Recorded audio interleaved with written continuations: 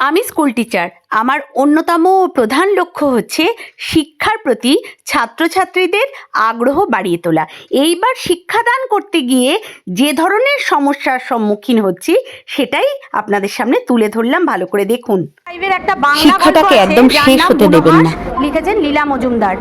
এরপর সমস্যাটা ভালো করে বোঝার চেষ্টা করুন। তার পেছনে যে কোশ্চেনগুলো আছে সেই কোশ্চেনগুলো, এই যে পেছনের যে কোশ্চেনগুলো মানে অনুশীলনীতে যে কোশ্চেনগুলো, সেই কোশ্চেনগুলোর সাথে এই যে গল্পটা তার কোনো মিলই নেই।